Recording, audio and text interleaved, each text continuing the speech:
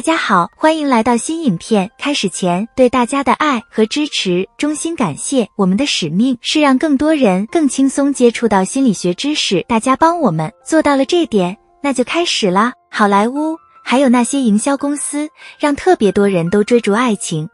就仿佛爱情是个奖品或身份象征一样，但谈了恋爱又能有什么大不了的呢？是需要新年礼物还是情人节礼物呢？恋情被高估了，也许不是每个人都适合，但单身肯定有些好处。恋爱可以很美好，但单身同样也可以，不必痛苦和孤独。这支影片就来看看单身的好处。加强联系。根据马斯洛的需求层次理论，我们都想要的是爱和归属感，希望被无条件的爱，想找个无话不谈的人。很多时候，尤其是随着年龄增长，这个缺口似乎变得更明显。我们倾向于认为缺少的是浪漫爱情，正因如此，我们忽视了一个事实，即可以从许多来源获得爱和情感，而不仅是浪漫的伴侣。2016年进行的一项研究显示，从朋友和家人等其他来源获得支持，可以缓解浪漫的孤独感。换句话说，花时间与朋友和家人在一起，可以保持那种唠叨的感觉，就是那些失去的东西。允许自私。2013年发表在政治、哲学和经济学杂志上的一篇题为《妥协是否公平》的文章中提到，在恋情中会需要妥协，即需要以牺牲公平为代价。这意味着妥协并不总是公平的，但它们是维持一段恋情所必须的，这对单身人士来说是个好消息。当然，在平衡工作、学业、朋友和家庭时，仍然需要妥协，但是密度最高、最耗时的妥协来自于恋爱。不恋爱就不需要讨论另一半的计划，可以自己做决定，不需要妥协。在一个美好的周日下午，看电影时吃寿司，可以的。这包括不用担心另一半可能有的需求、选择或愿望，不用担心他们没有心情吃寿司，也不用担心他们不想看自己选的电影，除了生日，这是唯一一次可以比平时自私一点。内省。当一个人尚在单身的时候，不需要妥协，有更多的时间去发现让自己成为自己的东西，不管是喜欢花上一整天的时间玩电子游戏，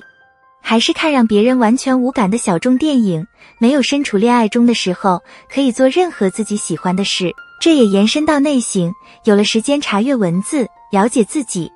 可以弄清楚自己在生活中需要以及想要的一切，也会有时间去认识和治愈过去的创伤。在一段恋情中，目标是需要适应这段恋情，或者需要达成妥协，谁都不应该在自己的梦想和自己最热衷的事情上妥协。博士预科生萨曼莎·瓦斯在2019年写的一篇题为《寻求孤独独处的积极影响》的论文中写道，不受打扰的沉默可以让一个人参与到自己的情绪和想法中，会真正理解他们，建立起一个内在的意识，帮助提高自己的外在意识。这句话就是完美的总结。心理健康。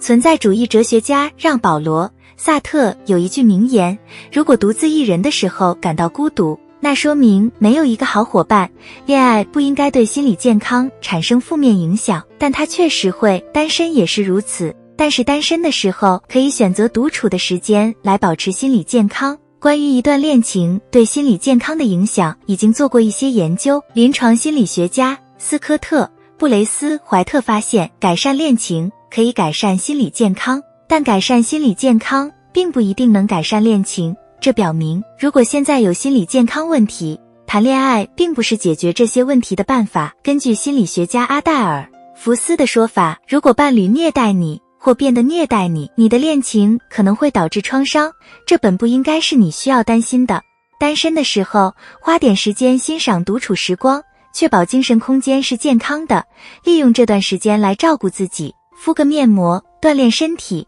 或者看一些垃圾电视。善待自己，总是可以通过单独约会来体验浪漫，不像 Lady Gaga， 谁都不想要一段糟糕的恋情。但如果你在等的那个人对恋爱不感兴趣，或者刚刚结束一段感情，要知道，单身生活有很多值得享受的地方。